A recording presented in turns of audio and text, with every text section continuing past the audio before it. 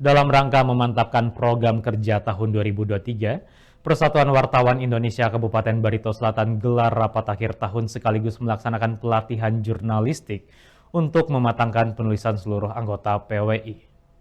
Beginilah kegiatan rapat kerja yang dilaksanakan PWI Kabupaten Barito Selatan di penghujung tahun 2022 pada hari Sabtu 31 Desember lalu. Bertempat di ruang rapat VIP Cafe Galaxy Kota Buntok, rapat kerja ini dipimpin langsung Ketua PWI Barito Selatan Julius Marulituwa Sinaga. Julius mengatakan selain melakukan evaluasi terkait program-program kerja di tahun 2022, dalam rapat ini juga disampaikan terkait program-program yang akan dilaksanakan serta beberapa kegiatan yang wajib diikuti PWI Barito Selatan di tahun 2023. Yakni peringatan Hari Pers Nasional di Kota Medan, kegiatan orientasi kewartawanan atau KLW, dan uji kompetensi wartawan serta kegiatan Pekan Olahraga Wartawan Daerah yang akan digelar di Kota Sampit, Kabupaten Kota Waringin Timur pada bulan Juni tahun 2023 mendatang. Usai melaksanakan rapat kerja, pada kesempatan tersebut PWI Barito Selatan juga melaksanakan pelatihan jurnalistik bagi seluruh anggotanya, guna melatih atau mengingatkan lagi bagaimana cara penulisan yang baik dan benar sesuai dengan kode etik jurnalistik serta UU Pers dengan dua narasumber yaitu wartawan muda Uriutud Japer dan wartawan media Haji Laili Mansyur. Dari Kabupaten Barito Selatan, Ruli Dayak TV mengabarkan.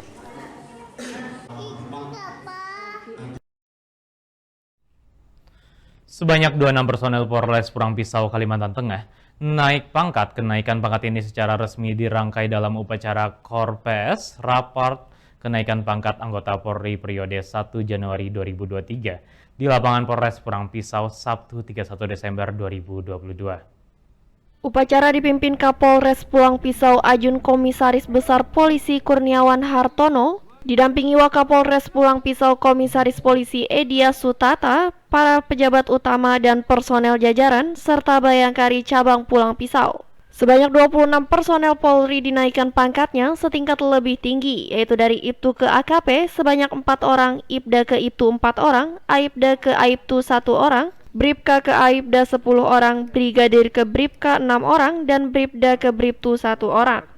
Dalam upacara Kors Raport ini juga dilakukan penyerahan sebuah sepeda motor kepada Kepala Bagian Perencanaan atau Kabakren Polres Pulang Pisau, Kompol Sudrajat yang memasuki purna tugas. Sepeda motor diberikan sebagai bentuk apresiasi atas dedikasi selama bertugas di Polres Pulang Pisau. Salah satu personel Polres Pulang Pisau yang naik pangkat dari Brigadir ke Bribka, Robi Stefan, mengaku bersyukur atas kenaikan pangkat ini dan berharap ke depan akan semakin baik lagi dalam melaksanakan tugas. Saya merasa bersyukur atas kenaikan pangkat ini. Tugas-tugas yang saya emban mungkin akan semakin berat dan semoga kedepannya saya akan menjadi lebih baik kembali. Sementara itu Kapolres Pulang Pisau AKBP Kurniawan Hartono berharap dengan pangkat baru yang disandang para personel bisa lebih baik lagi, lebih profesional dan bertanggung jawab dalam melaksanakan tugas. Kenaikan pangkat ini adalah salah satu bentuk penghargaan dari institusi Polri kepada personil-personil yang memiliki dedikasi kinerja yang baik dan tentunya tanpa celah, sehingga ke-26 personil Polres Pulang Pisau yang melaksanakan Koprapot pada pagi hari ini telah melalui tahapan-tahapan seleksi tersebut sehingga layak menyandang pangkat satu tingkat lebih tinggi, sehingga harapannya mudah-mudahan dengan pangkat baru yang disandang para personel Polres Pulang Pisau yang melaksanakan Koprapot pada pagi hari dan seluruh personel Polres Pulang Pisau bisa lebih baik bertanggung jawab dalam melaksanakan tugasnya, profesionalismenya juga semakin meningkat dan tentunya pelayanan, pelindungan, dan pengayoman kepada masyarakat juga menjadi lebih baik sehingga kepercayaan masyarakat terhadap Polri bisa lebih baik lagi. Dari Pulang Pisau, Kalimantan Tengah, Sri Hayati Dayak TV mengabarkan. Dinas Pendidikan Kota Waringin Timur menggelar gebiar implementasi kurikulum Merdeka dengan mengusung kebinekaan. Kegiatan ini sebagai bentuk publikasi IKM yang ditargetkan diterapkan seluruh sekolah pada tahun 2023 mendatang. Berkebinekaan global merupakan salah satu dimensi pada profil pelajar Pancasila dalam penerapan kurikulum Merdeka. Wujud dari implementasi itu, Dinas Pendidikan Kota Waringin Timur menggelar Gebiar Merdeka dengan mengusung kebinekaan Selasa 27 Desember 2022. Dalam kegiatannya, sebanyak 500 peserta didik melakukan tarian kolosal pelajar Pancasila. Mereka menari sambil mengenakan pakaian adat dari berbagai daerah di Indonesia. Selain itu, juga dilakukan parade pakaian adat oleh para peserta didik dari berbagai sejumlah sekolah yang telah menerapkan IKM, mulai dari pendidikan usia dini hingga sekolah menengah pertama.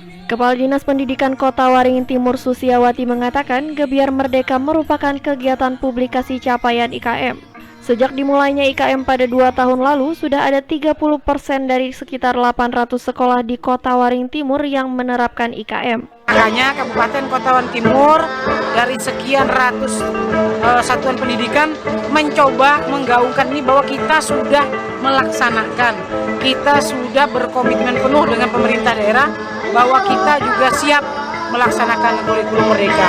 Jadi itu sebenarnya maksud dari hari ini, dan sekaligus mempublikasi capaian dari pelaksanaan IKM yang ada di Kabupaten Kota Waringin Timur 2 tahun terakhir ini. Saat ini kurang lebih di atas 30% lah, karena itu kan jenjangnya ada SD, SMP, dan SMA. SMA bukan punya kita, yang PAUD juga ada. Tapi alhamdulillah ini pelan-pelan pengimbasannya sudah kita mulai. Setiap bulan progresnya lumayan. Kita punya target 2023 seluruh satuan pendidikan kita yang tidak menggunakan kurikulum K13 sudah memakai kurikulum merdeka. Bupati Kota Waringin Timur Halikinor mengatakan pihaknya terus berupaya meningkatkan mutu dan kualitas pendidikan. Sebab pendidikan merupakan hal yang wajib didukung oleh seluruh pihak guna mencetak generasi penerus yang berkualitas.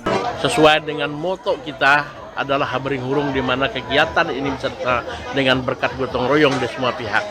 Sekali lagi saya salut dan memberikan apresiasi kepada mereka, pertahankan ini dan kita tingkatkan ke depan.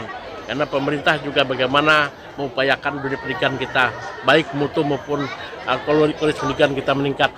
Karena pendidikan adalah urusan wajib yang memang harus didukung baik di tingkat bawah maupun tingkat atas. Karena bagaimana negara kita, termasuk daerah kita ini sangat tergantung bagaimana anak didik kita saat ini dan bagaimana potensi kita ke depan. Jadi SDM yang unggul, maka negara itu pasti akan kuat dan sejahtera itu. Dalam penerapannya, IKM menitik beratkan pada minat dan bakat peserta didik. Sekolah lah yang perlu menciptakan pola pendidikan yang sesuai bagi anak. Pendidikan yang bebas dan merdeka sesuai minat dan bakat anak saat itu disimbolkan dengan pelepasan burung merpati. Dari Sampit Kabupaten Kota Waringin Timur, Kalimantan Tengah, Tim Liputan Dayak TV mengabarkan. Puluhan sekolah di Kabupaten Kota Waringin Timur mengikuti dan ramaikan unjuk kerja dan karya siswa dalam kegiatan Gebiar Merdeka.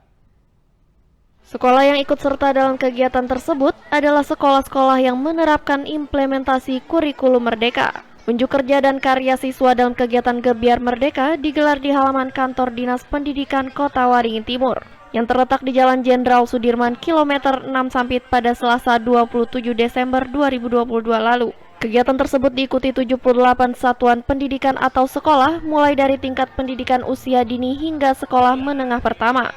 Peserta adalah sekolah yang telah menerapkan implementasi kurikulum merdeka. Sekolah-sekolah tersebut memamerkan hasil kerja dan karya siswa mereka, salah satunya SMP Negeri 2 Sampit.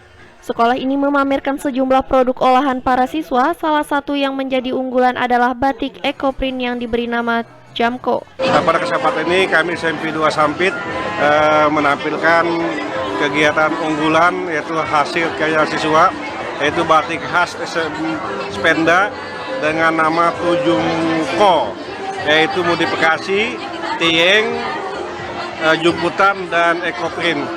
Nah ini hasilnya berupa baju, ada taplak meja, kemudian ada jilbab. Nah, contohnya saya pakai ini adalah hasil jilbab anak. Terbuat dari ada daun, kemudian macam jenis daun, kemudian pewarna, kemudian ada dari besi keratan. Hasil buat tuh, hasil karya itu yang bahan-bahannya. Nah, ini merupakan hasil karya siswa khususnya kelas 7 dalam rangka pelaksanaan P5 itu. Dan ini menurutnya hasil siswa semuanya. Unjuk kerja dan karya siswa tidak hanya diikuti sekolah di dalam kota Sampit, ada juga sekolah dari luar kota Sampit, seperti SD Negeri 1 Bagendang Hulu. Sekolah ini memamerkan sejumlah produk unggulan, salah satunya minyak goreng kelapa. Untuk mengolahnya ini ada anak-anak segala macam. Oh, yang melibatkan anak-anak? Nggih, anak-anak ikut serta untuk pembuatannya dan Bapak Ibu guru juga. Kalau yang menjadi andalan apa, Bu? Maksudnya yang salah satu produk yang andalan. Sementara ini Bang, minyak goreng minyak goreng yang dari kelapa. yang dari kelapa. Iya. Kenapa, Bu, dijadikan andalan, Bu? Baunya itu beda dengan minyak kelapa yang lalaan punya masyarakat yang biasa, Pak. Nih, mungkin karena prosesnya saat mengolahnya itu bahan-bahannya dan cara membuatnya tuh lebih pakai mesin gitu nah Pak. Kalau di lalaan tempat orang tuh kan beperas, pakai manual gitulah ibaratnya.